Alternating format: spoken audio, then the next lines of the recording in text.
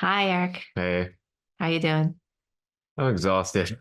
Yeah, so am I. So we just had some ramen that just took me out completely. Yeah, and you may have noticed for those few of you who watch or listen, we're not posting as often these days because Eric has a real job. Well, okay, now the real reason why we don't post that often is because your internet is so bad. That's true.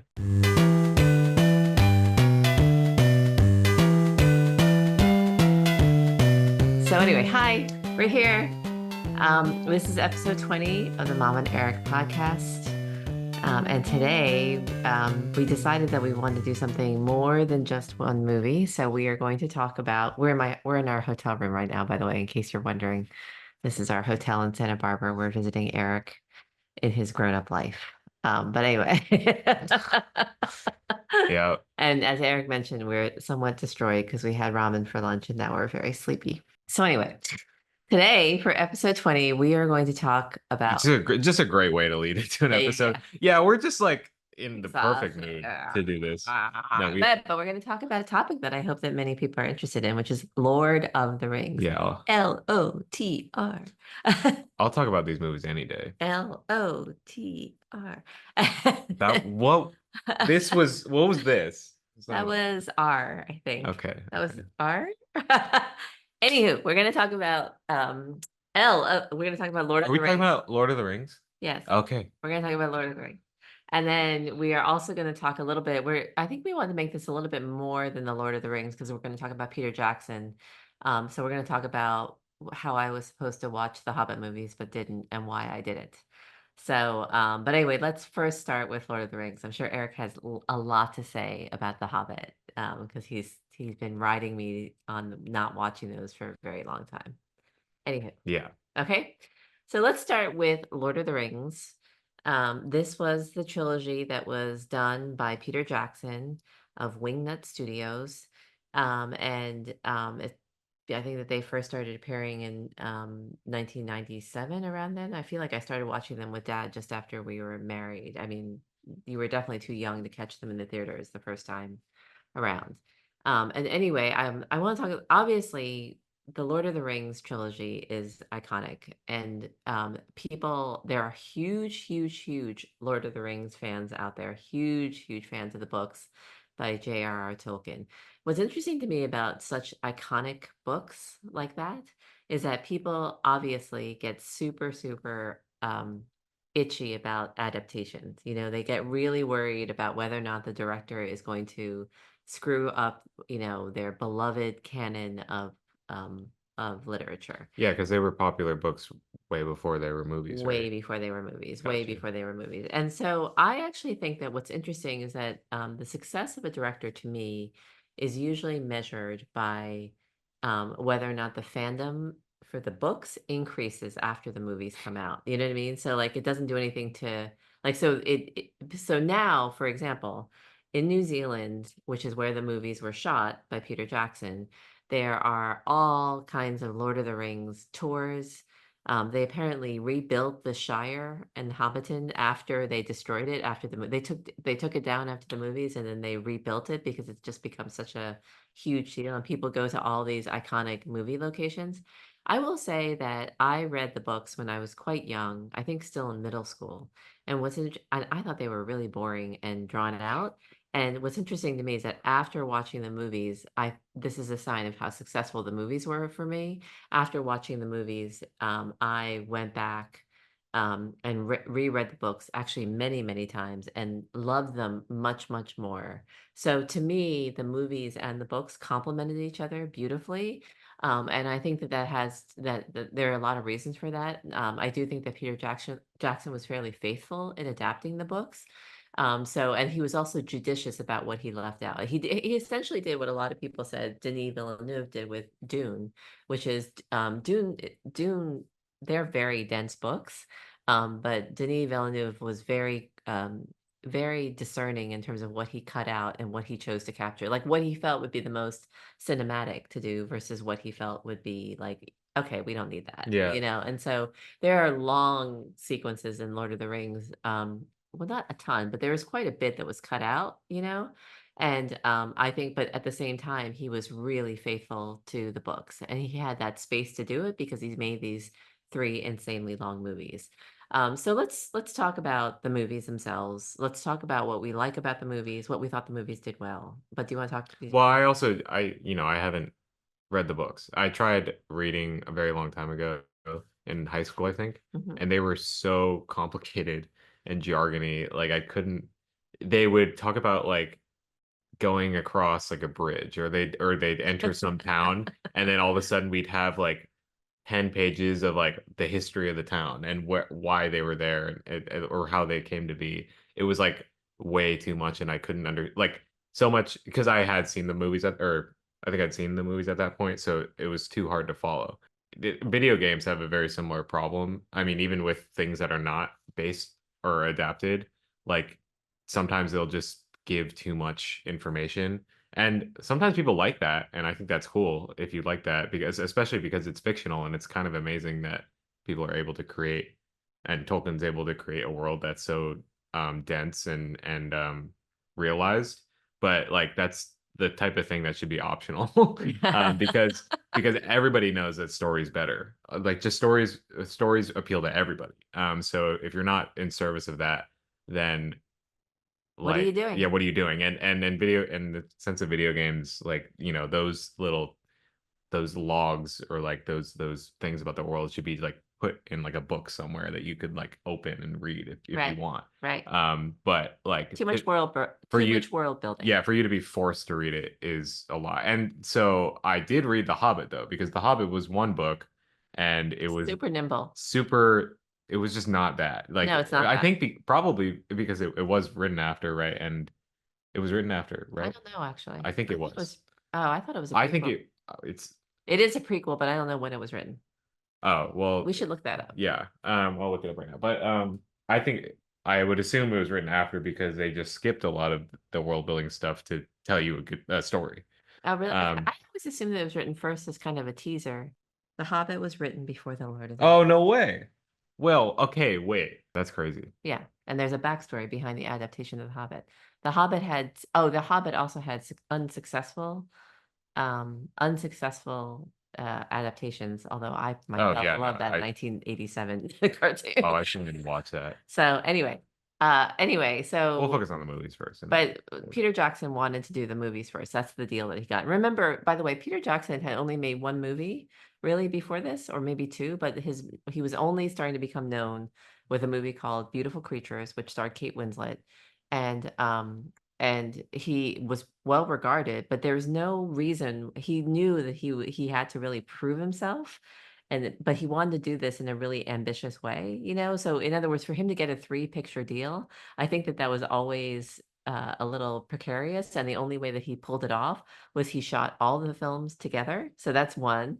He took a year to shoot all three films, and he shot it in New Zealand, which cut down the costs considerably, you know. And yeah, so, and then also he kind of cast, except for Ian McKellen, he kind of cast unknowns. There are a lot of unknowns in that right. film, you know. So Sean Bean was like sort of well known. Orlando Bloom was unknown. Orlando Bloom was totally unknown. All of the hobbits were unknown. Viggo Mortensen was fairly well known, but not a leading man. He was not an A-lister. So Ian McKellen was basically a theaterist. Yeah. So anyway, Peter Jackson. How did they approve billions of dollars for that movie? That's Well, it's crazy. not billions of dollars, actually. I mean, it was It was super. billions. It was What? it was a multi-million dollar budget, but it was actually nothing compared to the Marvel movies.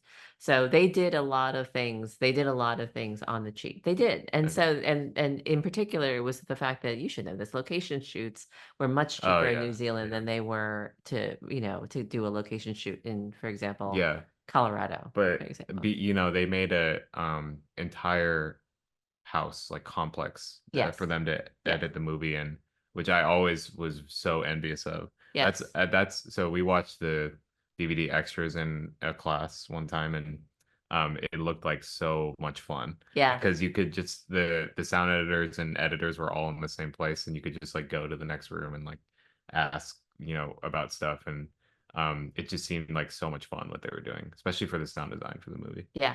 um yeah. So let's talk. Do you want to talk first about let's talk first about what we liked about No, the you go movies. first because I think you're more attached to them than I am. All right. Well, you introduced me to them, so it's What I liked about the movie is how faithful they were to the spirit of the books. And so the spirit of the books in terms of the fellowship part, between the original nine, and then the spirit also about let's just it's small ordinary beings doing extraordinary feats of daring and courage. That is so much a hallmark of the book. I've always been touched by the relationship between Sam and Frodo. And I was really touched to read that J.R.R. Tolkien based so much of those relationships between the in the Fellowship um and in the between men and hobbits and all the bonds that are formed in extraordinary hardship.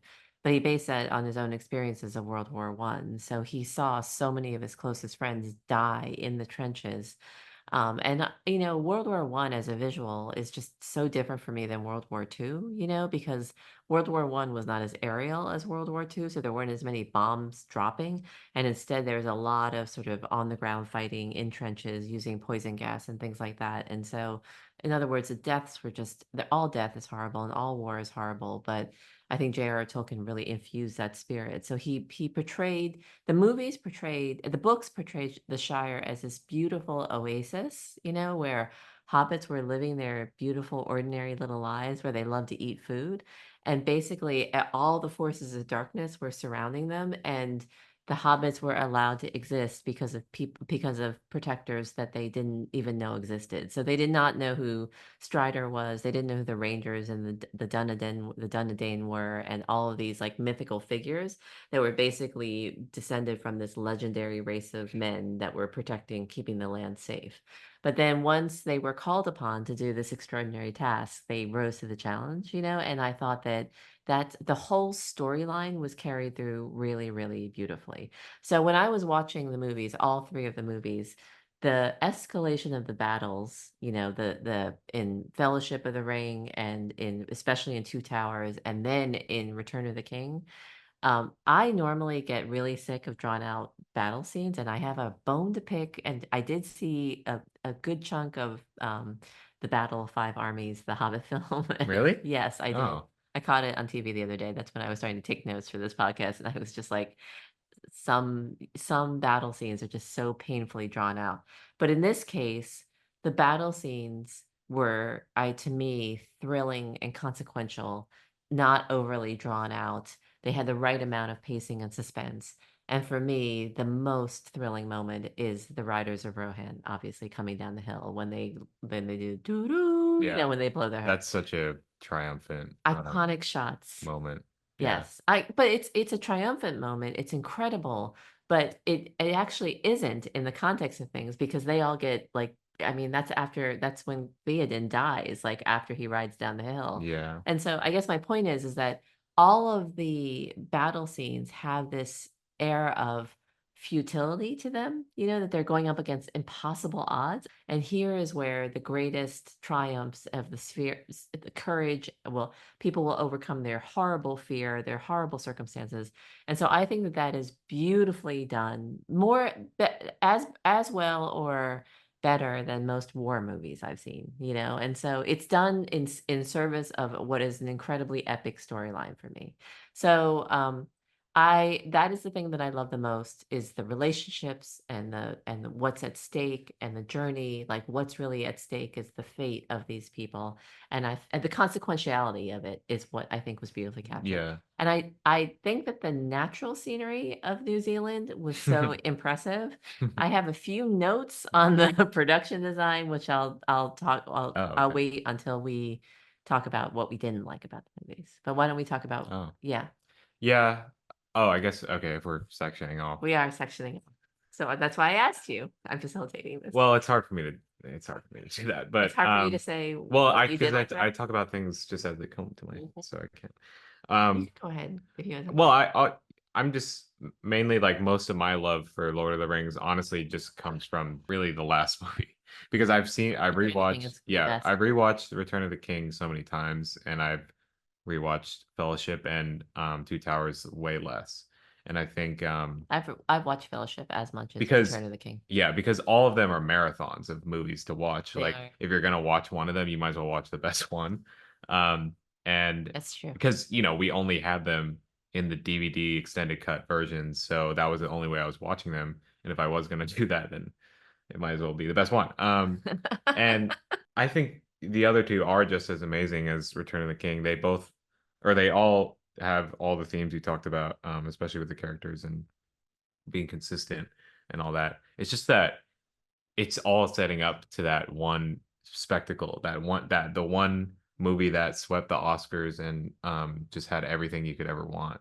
I personally don't even think you need the first two movies, which I think Oh, is probably sacrilege to say. it is. But it's too good. And I think the best thing about Lord of the Rings and all the movies is honestly the music because I don't think they couldn't have communicated a better tone through the music than what Howard Shore was able to do because It is it amazing. is it is unfathomably like brilliant. Yes.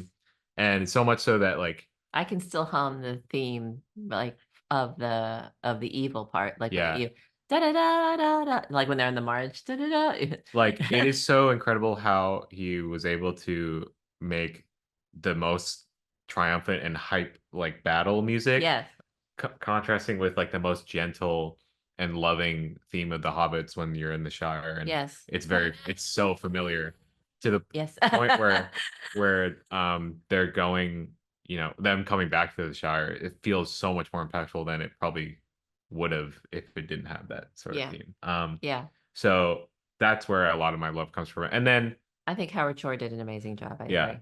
and I will say like when I rewatch the movies, I am way more attached to Aragorn and Legolas and their side of the journey than I am about Sam and Frodo's. Hmm. Like I love Sam and Frodo. I think their story is no less important or impactful. It's just that when when I'm marathoning these movies, like I think it's more. I think Vigo is just a way more compelling actor to watch, Vigo's the shit. and I He think is the shit. There's no um question about it. and And you Elijah know he was a recast too. yeah. Oh, really? Yes. From who is it? Well, it was some other It was some other nobody. yeah. It was some other nobody named Stuart Townsend. And if Oh, you ever saw Stuart Townsend in any of his sort of B movies, he was in some B movie. He yeah. was well known for dating Charlize Theron for a really long Oh, time. But if you saw Stuart Townsend in this really weird B movie about vampires, all you can think when you're seeing Stuart Townsend is thank God that thank yeah. God he was recast Yeah. because he would have Vigo, and the interesting thing, by the way, I should say this. I know I'm cutting you off. No, The you're interesting fine. thing about Viggo Mortensen is that apparently in real life, he's like this tiny little guy, like Yeah, he's tiny little tiny. guy with like a big head. And They yet, very deceptively portray him as this like taller, like yeah, bigger dude. but not only that, but he's so cool. Like he Yeah. carries himself as Aragorn so well. Yeah. Like he's dirty and he's long haired and he's like really And he's sexy hot. and he's hot. And he's Yes. super hot. And so that's the weird thing, though. I mean, I actually think that that is an acting feat and Yeah. a feat of presence. Yeah. And the thing that struck me when when somebody said that they met Vigo in real life and they said he's like teeny tiny and he's Yeah. got this giant head, and I was like, that's so interesting because he's so imposing as Aragorn. Mm. And it reminds me of Henry Winkler, who played, this iconic TV character, the Fonz on Happy Days, which was one of the most well-known TV shows of its time. And Henry Winkler, who's like this really nebbishy guy, he's a super nebbishy guy, and he plays this like nebbishy acting teacher on the show Barry. Mm. But back when Henry Winkler played the Fonz on Happy Days, the Fonz was the coolest guy on that. He was so Yeah. cool that he could do anything, Mhm. And so I think it's hilarious that Viggo Mortensen and like Henry Winkler can portray these like larger than life, like that, and you actually believe them. That's acting. Yeah. That is total acting. And on the other hand, I think Ian McKellen, his presence in life and on screen is kind of the same. Yeah, Like he's like he has a like a goofy and like a silly side that's yeah, like very subtle, but ultimately he portrays like he commands presence, Yes. commands respect, Yeah. and like in any role he does, Yeah, especially Ian with McKellen X-Men. is a Shakespearean Yeah, god. Like yeah. he can play like King Richard, no And problem. I don't remember the name of Saruman's actor. Christopher Lee. Christopher Lee. Yeah, Yeah. he's also he kind of has the same thing. They were really perfectly cast as opposites for the Wizards. Yeah. And then Um, for me to respond to your comment about Sam and Frodo's journey, that is to me that I was going to note that um, I think that Sean Astin did a really great job as Sam. And he did not go too far into buffoon territory. And I think that Elijah Wood is just not that great an actor in the role of Frodo. He captures Frodo's essential like sweetness and serenity really well. But I will never forget I read a review that said that every time Elijah Wood is overcome with the ring, or whatever, he looks like he's about to throw up. And so yeah, and it's like this, like he rolls his eyes and he does the same thing again and again. And so it's not the best performance. And I think that many people would be shocked to hear, but I just was not that into it. But um, Sam and Frodo only worked part of the time. They only worked some of the time. And actually the time that they worked the most was when it was right up in that final ascent towards Mount Doom where basically Sam was like, and then and that had a lot to do with Howard Shore's score. So he was saying when Sam says, "I can't carry the ring, but I can carry you," that's the moment when the score starts swelling, da da, and he's like, he picks them up and he's like, da yeah, da da, and so like that's a perfect moment where you can mask any inadequacies. And also, Elijah Wood all he had to do then was just be limp and dangling. And so Sean Astin could sort of carry all of those. Sean Astin's Yeah. a fucking goat. Yeah. Sam's a fucking goat for Yeah, that. he is. Um, Sean Astin is great. I thought he was great. And a lot of people actually felt that he deserved an acting not Oscar for yeah. that role. Another actor we have to praise. I forgot his name again. Smeagol's actor. Oh, Andy Serkis. Andy Serkis, the king of mocap. Oh my God. Like Smeagol, Agreed. Caesar from Planet of the Apes. Yes. He can just communicate so much emotion through that animation, and it's really amazing. Now, I don't like Smeagol's character until Return of the King because we don't get that intro scene to Return of the King about where he actually who he is and where he comes from makes his story way more interesting Yeah. and makes his end a lot more satisfying. But like before that, he's just a little freak that I really wish he wasn't there. And because he's fucking weird and gross. But yeah, but it's still amazing that he's able to do that. And the animation still holds up after I so think many it, years. I think it holds up, but I think it's still beginners. I think that, I think it's on the same level as like Jurassic Park, kind of like with the T-Rexes. Like yes, I think it's that's an interesting point, by the way, because Jurassic Park and also Return of the King, the CGI looks really impressive in a distance.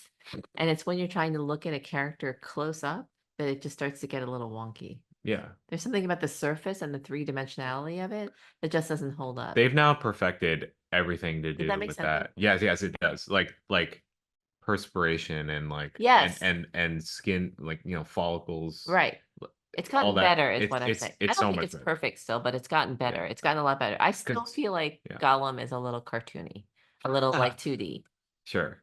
And there's yeah, In his eyes in particular, his eyes like just don't look very yeah. real to me. And I know, well, now I'm just bringing this up now because I'm thinking about animation and the style of things and stuff. I will say, like, as much as I was saying I like Return of the King way more than the other two movies, I think Fellowship is probably the best, like, aesthetically. Like I agree with you I on that. think they had the most like concise um like design choices for that. I And agree. as like so much that, when I think of that movie, I think of green. I think it because of the DVD cover helps that. But like I think that was consistent with that because they were always in the woods too. And then it contrasted really well with the red demon, what's his name? The big red demon that Gandalf fights. Of the Balrog. The Balrog. Yeah, Yes. that contrasted so well with everything Yes, the with the design movie. choices, as you said, were Yeah. so specific in that movie and they were really well done. Yeah. And to The cloaks, me, they get the cloaks in that the movie too. cloaks, and then it's also the horses that the Black Riders are riding, the Nazgul are riding. Oh They, yeah. when you actually see the horses' hooves, they're like all black and hairy and stained, you know, and there's the contrast between that and the forest floor. And the Shire is designed beautifully for Oh Gandalf's yeah. party. Dad and I were so flipped out by the Hobbit kids, you know, because we thought that the Hobbit kids looked like our own babies. And so we thought that you and Annie looked like hobbits when you were younger. And but they looked like hobbit kids, you know, and then there were just so many other design choices that were perfect. So it was the mountain of Moria, the mines of Moria, sorry, which is where the Balrog appears when they're going down the steps and they're running away from the Balrog. That was also like super impressive. There were so many things that were done well. And I think that the only thing that I'm not a fan of in terms of production design is I think this, and I also respect how difficult it is, but I think that everything Elvish is so twee. And so I think that Rivendell, somebody said it looks like little ye old Christmas shop. You know what I mean? Like Rivendell is designed like But ye old elven village. yeah, And then that extends, by the way, to all the jewelry that they're wearing. I yeah. hate the jewelry. So the jewelry, I don't understand. I don't know what I would have done alternatively, but the jewelry is described as these brilliant, simple white jewels, you know? And instead you get like all these little like airy fairy little flowers and stuff like Um, that. I hate that stuff. yeah, I I think hate it. well, I think it contributes pretty well to the character of the elves. The elves being like, They're supposed to be quite so fey. I think I'd make them a but little bit come on, they are like they're fucking elves. a little They're bit more so badass. so prim and proper. Uh, Like obviously they could measure up to it because they're so good at fighting and everything. But like they're stuck up. They suck. Like and maybe that's the Hobbit talking because I think yeah, they they definitely come off really bad in The oh yeah they Hobbit. leaned into that way more. Yes. But but I thought that made sense a little bit because I would think that too. Especially when your friend like your circle in like the character the immediate circle of characters is like the hobbits who are like they got hairy feet and they're like they're little weird guys and then Yeah. like dwarves are like "Rawr," so and men are all that's I think it's a good contrast Yeah. I guess I like the way that the fellowship builds up the growing sense of dread. And then yeah I do think that one of the best sequences in all across all three of the movies is the chase of Frodo when he's almost dying. You know, he's wounded at Weathertop, and then they're on the horses. And so I was actually thinking about that the other day. I was thinking about how drones have replaced so much of, yeah but I was wondering how, so they clearly were on a truck or some type of moving vehicle, you know, and they were the way that the horses were flowing and coming in and out of the trees, you know, so they shot that so beautifully because they shot that from multiple angles. You saw the horses coming in from out of the trees, you saw them wheeling, like stopping, and then all of a sudden everything pans out to be just all nine of the horsemen chasing after what's her face? What's her face? re, alle, yep What the hell is that? I would I know that I am deliberately not remembering her name because I found Liv Tyler's performance so annoying. Frodo, Frodo, you come back from the dead, Frodo. Arwen Arwen, I Arwen, Frodo. But anyway, I think the reason why I keep on forgetting her is because that's one thing that they changed from the books that I do not like, which is that after Frodo was wounded at Weathertop by the Nazgul, they were rescued by an elf named Glorfindel, not by Arwen. But I love because that they did, sentence that you just put together. but because they wanted to make Arwen into some warrior princess who talks like this, then they put Arwen in. Oh, I hate that line. If you want it, come and get him. I hate that line. Mm, Hate yeah. that line. Eowyn is a bit of a stronger female character Yes. who I just had to look up the name of. Eowyn, Um, Eowyn, Eomer, but Eomer. yeah, but both there's more men in the movies and they're also outshined a bit and they're both like they hinge on who they're attracted to. Like Yeah. These movies do not pass the Bechdel test. No, they did not. They also don't pass like racial tests. No. I mean, we don't have to get into it that much, but like, They tried to make up for that in The Hobbit. did they? Yeah, they Well, they didn't succeed. so overall, I forget what did you give the movies on Letterboxd? Oh, first one's a 4.5. Second one's a 4. Third one's a 5. Oh wow. That's pretty Um, high. yeah, I mean, I just after rewatching them again, I rewatched all of them, the non-extended versions that were on Netflix. They were so the theatrical releases. So it's how people actually saw them before. And I because I thought that the extended versions were the original things. Um, and for the Do you most prefer the original ones better? theatrical releases, Yeah, I I do think actually. I think they overall are better, or not better, but like they're more concise and they get the story across more. I agree. I think Return of the King is only missing one scene. The ghosts one. No. Aren't they like, don't they have a lot more of the ghosts in Return of the King extended? Oh, yeah. You know, Okay, like when okay, yeah, yeah, yeah. when he's persuading the ghosts to come and fight on their side. Yeah, okay, they could bring that back for sure. But like I think the extended cut scenes are actually great. Like in Return of the King specifically, I think they add a good amount. But I don't think any of them are necessary except the one where they're at the Black Gate and Yeah, he yeah, yeah. reveals that he has his Yeah, that that guy. guy has what Frodo's chainmail. I think Yeah, yeah. So I thought it's that was Mithra. It was his Mithra, code yeah. of Mithra. I thought that was huge because they fully think he's definitely dead. Yeah, Like that you did that not happen in the book. oh really? Mm-mm. Okay. Well, anyways, but it's still a great scene. And they put a lot of work into that guy's design. He was so fucking freaky. Like how does he see through that thing? But it also made the end hit harder when they said for Frodo, like this is for Frodo. Because otherwise it kind of comes out of nowhere. It doesn't come out of nowhere. Obviously, it's about that. Like they're there for him and they're there to do their part for the fellowship, but they kind of lose. I think they sort of lose the sense of the fellowship a little bit. Or it's more of like a it's more of a subtle thing. I feel like the fellowship and the group and all that sort of falls apart when Boromir, is that his name? Boromir. Yeah, When he dies in the first one, it's like, oh, this is actually really devastating.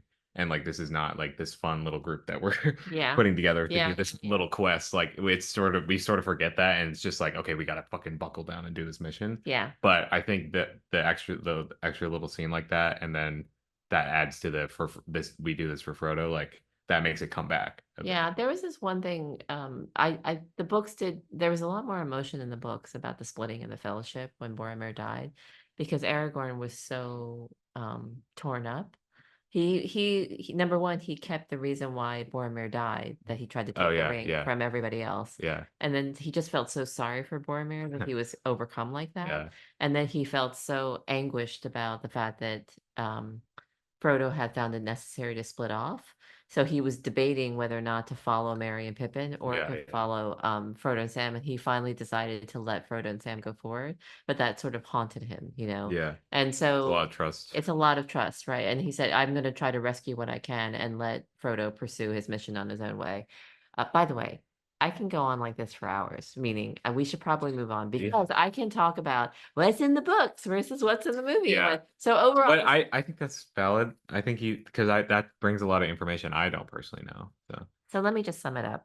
yeah, I think the movies are pretty amazing. yeah, I think that there are flaws in the movies, but I think that Peter Jackson pulled off something really incredible. yeah, And I think that I have so much respect for the fact that he introduced so many people to Lord of the Rings and probably inspired a whole like generations of people to read the books, and to really know what these stories are. And the tale is so simple in a way. It's just in actual fact, Tolkien's tale is it really is, what do they call it? It's the MacGuffin thing. yeah, I do think that it is a really those three movies are an impressive achievement, and I think I'm glad that he won the Oscar for Return of the King.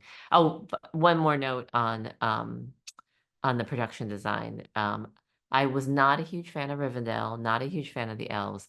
I do think that Minas Tirith was done so dramatically and beautifully. Oh, yeah. So the 7 levels of the city, the going up and the gates, The and then tree. especially the tree and the courtyard, when Denethor commits suicide after he's burning, and throws himself off that cliff, and then also when they're all you know what? When they're all arrayed there for, Aragorn's crowning, I was thinking to myself, "How big is that? Like, how many people can they really fit Yeah. up there?" And but it was pretty impressive, and I just think the design is beautiful. It's Yeah. like a battleship. Also, the staging is just so great. Yes. Like for so many different reasons, because they have not just Minas Tirith, but you have the whole line of the signals, the fire signals. Yes. So you know where that is, and like that, you know that that's in a corner of Minas Tirith.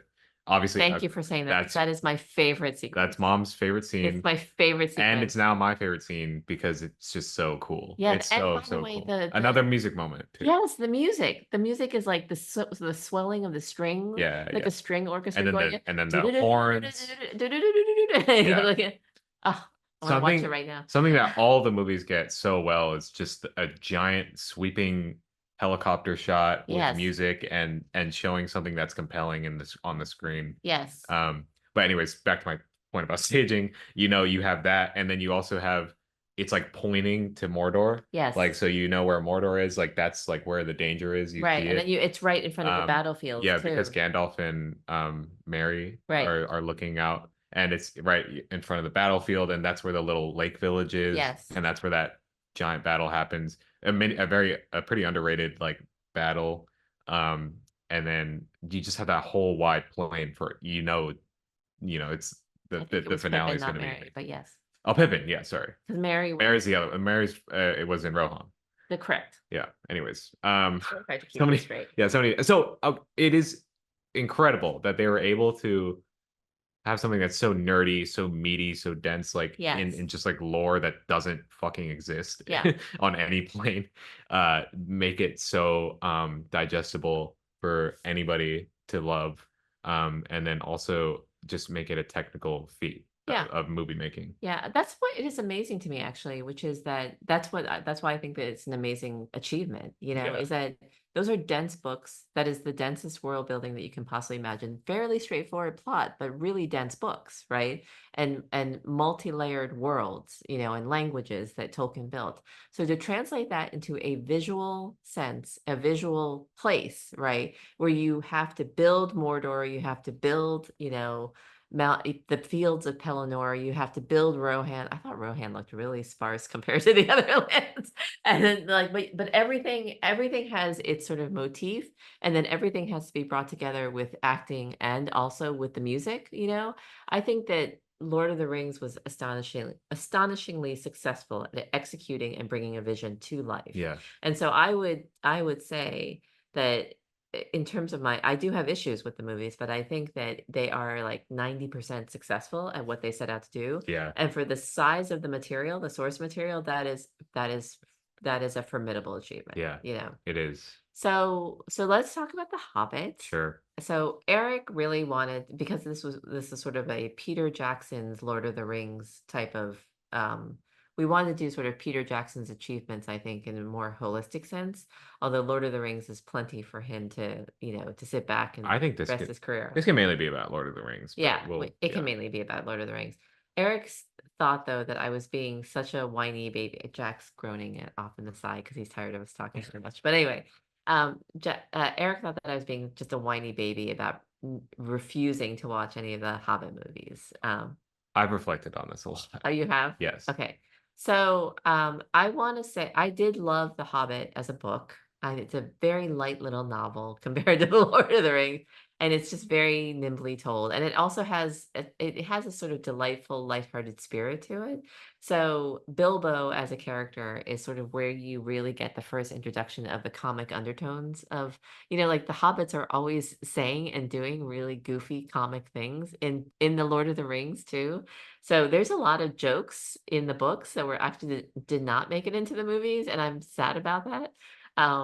Because they're pretty They funny. are funny. They They're still so have really good jokes in they're the movie. slapstick. Yeah. They're funny. They're totally slapstick. Yeah. So in oh, what was I gonna say? Oh, there's a whole sequence when they get back to the Shire after the wars where Oh, they find that the Shire has been taken over by Saruman, and this was all cut out of the movies. But they're stopped by a guard at the gate, and they're like, "In whose name are you trying to enter this land?" And then Sam says, "How about in the name of wanting to punch your fat pimply face?" And it's the funniest line in the that would have so dragged out the movie so much. yeah. So The Hobbit, I liked the book and I liked the 1987 cartoon, which was also a musical cartoon. I really loved how the hobbits in that animated movie were rendered because they were rendered with these really big hobbity eyes and like this curly sort of hair, which actually they stuck to for the live action movie too. But I was outraged at the fact that The Hobbit was being turned into three movies. And I could not get over my outrage about that. I really felt that there was no source material for three movies. And I think I'm actually right about that. Like, I think I'm right about the fact that there's not enough source material Yeah. and that it shows in the movies really painfully. So I have seen bits. I've seen bits of the first one, and then I've seen bits of the third one, the Battle of Five Armies. And everything that I see, there's like little bits that are done well, and then there are most of it is just painfully drawn out. And there are choices that I'm just sitting there going, what the hell were you trying to do? Yeah. So I could not bring myself to watch even one of them, especially since they're like each 3 hours long. And then I also delved into the backstory about why they were made and how they were made. And I'm happy to pause though, and if you want to say Yeah, I something, just like I have reflected on this a lot because I call me a think pussy. I called you pussy because at the end of Because the day, at the end of the day, if I'm like given an assignment to do something, yes, I'm totally for it, no matter how much. And hating something or not enjoying something is so much fun to talk about for me personally. And it's like it gives me reason to, have a case. And but like when I think about things I really deeply care about, um, especially adaptations and when they're done terribly, I I have that reluctance to watch it. I still haven't seen the new Avatar show, but I've been assigned to watch that, so I know I'm going to eventually. But it's been so hard to get myself to do it. Um, and I was petitioning for you to at least watch the first movie just to get a sense of like what that was like. But after I actually the other day like rewatched it myself, and then I had a clearer sense of like, oh my, yeah, okay, this is like pretty impossible. It's a lot to ask because they are long movies, and when they have drawn it out so egregiously, it's like egregiously. it is almost it can be unbearable if you really don't give a shit. I think I had the benefit of having a bit of nostalgia just because I was young when these came out and watched them on TV a lot, and so I kind of grew familiar with those characters as much as I did with Lord of the Rings. And I think they do just some things really well. I think they Martin Freeman was a really great choice for Bilbo. He actually communicates Bilbo's sweetness and also reluctance to Yeah, I want to agree with do that. like or want to stay in his little hobbit hole. Yeah. I think that's done so well. He does a really great job. They also That's a great part of just the first movie's story is that he just wants to chill and he just wants to like do nothing. But Gandalf is like, I remember when you were a little kid and you would have fucking died to do something like this, and now you're just sitting in your and hating it. And I think the dwarves were so sweet too. I think like they perfectly communicated when they barge into his house and then like eat all his food. I think that was like and they all sing together at the table and they sing when it's low light and they're like emotional. Like I think some of the things about their characters were just so well done. And Gandalf fit pretty perfectly into that because he's just a chiller. um but He could they hang with the best of them. Yeah, but you're right because it is so painfully obvious when they stretch something out or when they added something in. Like the difference between Lord of the Rings stretching something out and The Hobbit stretching something out is the Lord of the Rings was, I think, all like present.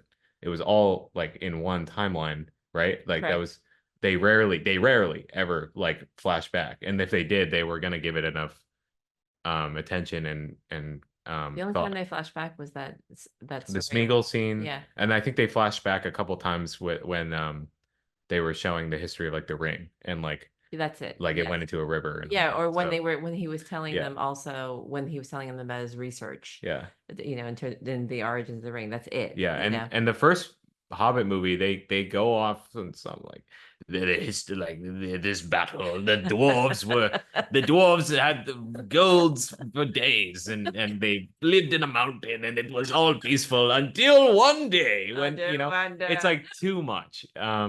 And it sucks because the core story of The Hobbit is so great. I think. It is. It's meant to be It done makes as one movie, it makes me Eric. really want to watch or want to reread the book. I think it could have been justified as two movies, I think. But it could have been good as two movies or perfect as one movie. But three movies was way too much. And I don't hate I hate the last movie, like the Battle of Five Armies. I think it was horrible. It And was then really awful. It was and almost unwatchable. and then the second movie was like I saw a large not as chunk of good. it. No, yeah, it wasn't good either. So um, but I will always watch any scene with Smaug. I think the way they did the VFX on him was really cool. So what happened when I tried rewatching the first Hobbit movie was that I was like, oh my God, I'm realizing I can't fucking watch this. So I skipped to the parts I liked, and I skipped and I went to the next movie, skipped to those scenes, and then went to the last movie and only watched like the first scene when Smaug is destroying the Lake People's Village. Yeah. So like and I think that stuff is cool. And again, like it has Howard Shore's score again. So a lot of those moments are still great because they have such good music. Um and when you only hinge it on like the good parts of the Hobbit story, like it's good.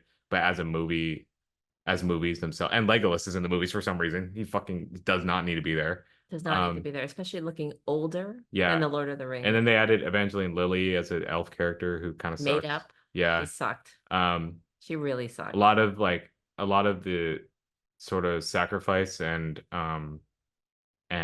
real aspects of the book were diminished because of Yes. those added elements. Agreed. Um So agree. but I also they can be entertaining. That's all it was. Like I if they're on TV, I do watch them for like a good amount of time before I turn them off or I get bored. Um and I only watch them to rage. yeah.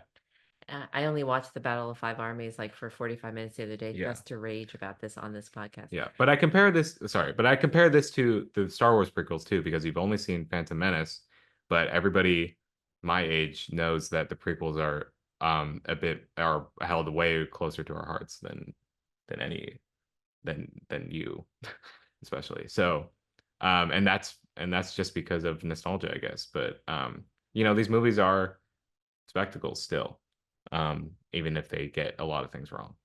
So, I when I went to look at it, when I went to look up sort of how the Hobbit movies came to be, um, so number one, I just want to say that the whole thing about deciding to make three movies instead of two is just it's these are when decisions like this get made purely for cash, I think it's dumb, so I think that things suffer because of that. And so I think that, for example, I think everyone says that Jeff Bezos is driving the Rings of Power series, which is the most expensive movie to make series to make ever that Prime Studios has ever done. And most people don't think that the series is very good. And I think that when your source material is drawn from the appendices of the Lord of the Rings books, that does not give you enough of a story to like you can't do things like sustain pace and momentum like, oh, this is a reveal of who Sauron is, and this is how Sauron came to power, and this is how the rings were forged. You know what I mean? Like, so what? You know what I mean? Like, you can't create a story out of that unless you have better you can't, it's really hard to create pacing and momentum out of a lot of sort of filler material. That's maybe I maybe somebody could, but I don't know. The Rings of Power were just inert. I personally believe that that's entirely possible. I think it's so like But that's you'd have to show much more imagination about it in terms of what the story is. yeah, But exactly. And yes, I think it has to just be done well. Yes. Like I think like I that stuff to me is so interesting. Like how I don't know how did fucking Saruman come to be? Obviously, it's sort of diminished when you know what happens after a little bit. But like if you are able to create good characters and a good story, that's all that matters. And That's you all that just need matters. good writers. And you need also people that can just put their foot down and say, we're not going to do this. Right. We're not That's going to, true. That's the thing. we're avoiding this. That's right. But because it's Lord of the Rings and we love Right, right, Lord right, of the Rings right, right, and right. Star Wars, we love Star Wars. Right. Like we can't say no to George Lucas. We can't say no to Peter Right. Jackson. Like That's my issue. that's the When you exact say thing. no to, when you don't have a person who says no to the bloat and says no to the unnecessary Somebody stuff. who goes, hold on, Yeah, I know, I know. this is stupid. Exactly. What are we doing? That's exactly right. Yeah. So So anyway, so the one thing I'll say is that I don't know if you knew this, but Guillermo del Toro was the one who was originally supposed to direct the Hobbit movies. no way. Yes. Oh, that would have And been he had a interesting. two-picture deal.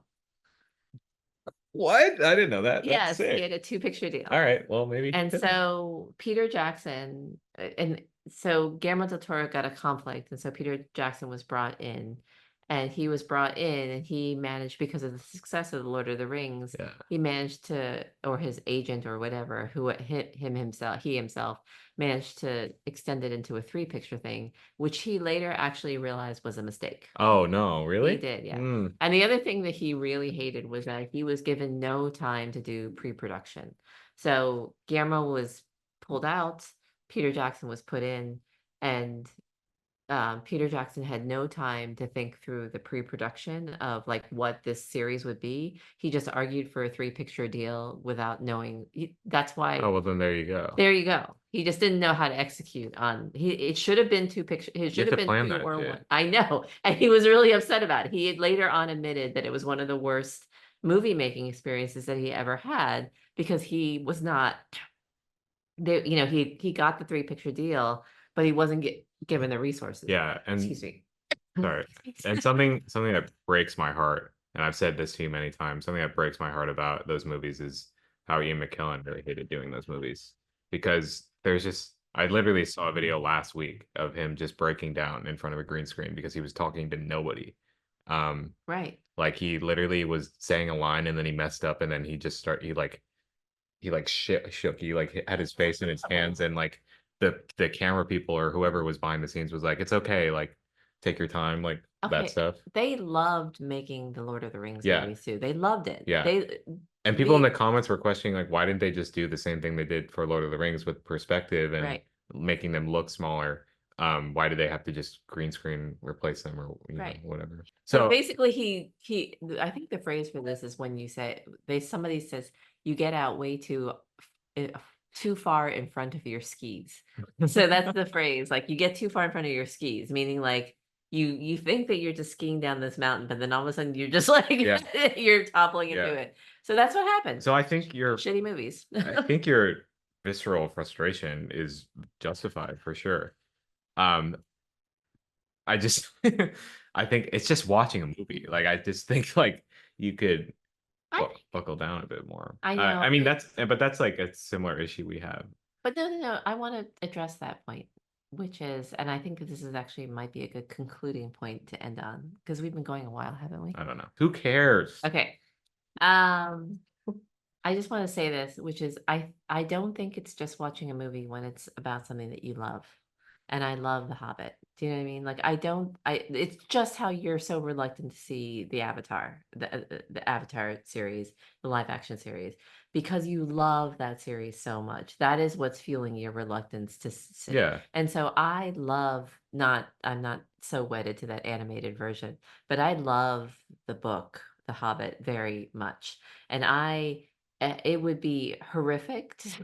And also, the other thing that kills me, in addition to loving the book so much, is that if you also have an idea in your head about how it Of what could it have looks been like. good, of how it could have been good. No, let's just say that The Hobbit was done by Peter Jackson with enough time, and it was only one movie, at most two, like one, maybe 3 hour movie, but at most two. Then you have this beautiful, lean little story that exists in the books, but you have like, and then you have Bilbo done so well, and then it's just if you have an idea that it could have been executed so much better, and instead it's been bloated into these three movies, which are so painfully stretched. I mean, the parts that I watched of the Battle of Five Armies put me into a rage in terms of how bad they were. It was all like they were trying to get up to that tower to kill that orc, whatever, that super orc goblin dude. And it was Azok, who Azog, didn't what? exist. Yes, who did not exist. And then Evangeline Lilly was all Toriel was all upset because her dwarf dude died, and then the battle just went on and on and on, and then it went, and then Thoy is it Thoy? Who? Thorin in trying to kill that giant orc dude went down on the ice, and by Yeah, 20 it's minutes, dragged 20 out. minutes, I was just like, I hated that. I hated that because I wanted, even though they created Azok and I thought it was like arbitrary, but it was still sort of cool because they had some backstory with that. I just wanted like a cool one fight like at the end, but they made it. they made it They forever. they had it be the A story and it was so bad. In the story of The Hobbit, and when Bilbo is the one who sees that bare patch under Smaug's chest. Yeah, So in the book, he says, Smaug is boasting about how he's invulnerable, and yeah, Bilbo says to himself, "There's a huge yeah, naked spot on your chest, yeah, like it's yeah, big as my hand." yeah. And he says that, and then he whispers it to a bird, Mm. and then does this happen in the movies? And then the bird is the one who delivers it to Bard, No, the bows. this doesn't happen in the Oh, movie. so it's such a great He just sequence. everybody just knows that he has that spot. Oh It's like part no, of the history. no, it's a chain of events. Like Bilbo's the one who Or he whispers it. sees it, but anyways. Right. Anyway, and so he whispers it to the bowman, the great arrow guy, and the Bard, I think his name Yeah, is. part of it. Yeah, and then Bard like pulls back his mind, and he says something to his arrow. He says, "Black feathered arrow, you have never yet failed me, blah blah blah, and Yeah. do not fail me now." And this is in the cartoon. And then and then the arrow goes for it. In other words, it's such a beautiful story, Eric. And so I think it is harder to see things that are messed up I think that are things that you love so much. I get it. And I have had that experience way too many times. Yeah. But it is easier to sort of put yourself through it with the how with the length of whatever you're watching, I will say. Because listen, like there's there's usually something you can draw from those things. Like I love Ready Player One. I love the book Ready Player One. I do not love the movie Ready Player One, but the movie Ready Player One did things that I thought were respectable. Think like people work hard on these movies. I You know. can respect I there's make me there's feel guilty. at least the smallest amount of artistry put into at least one input in one form. But I will say it's that was just one movie I had to watch. But Avatar, that's like a whole show that I might only watch one episode of. See, and But then like, Hobbit is three movies. yeah, exactly. So, but I don't think it's useless to subject yourself to that sort of experience because you might learn something. But I don't think you're obligated to at all. I just that but that was what the motivation was behind my me shaming you for not doing that. Um, and It's I just and a movie. yeah, and after rewatching it again, like I realized a lot more about it this time around. Yeah. So and everything you said is right. So All right. Well, on that note, let's wrap up. yeah, Anyway, I'm glad that we could eke this one out. yeah, It's really fun being in Santa Barbara with Eric and that we get to do this one in person. Santa Barbara is very, very beautiful. Cannot believe this lifestyle that he's living. It's just such a beautiful place. But it also just makes me happy that we're all here together. So I love you, Eric, as usual. me And too. thanks for listening for our 20th episode. Yeah, 20 more to go, 20 more to and go. then another 20. And then Let's see. another Let's see 20. how far we can take it. Yeah, let's see. And then also Eric doesn't have his AMC all access pass Oh, anymore. So we have to figure out when we can see movies and how to see movies. but that's a better motivator to just go see movies now. That's true. So thank God for that. But yeah, That's I right. do miss it a lot. Thanks for listening, Yeah, everybody. thanks. Okay. Bye. Bye.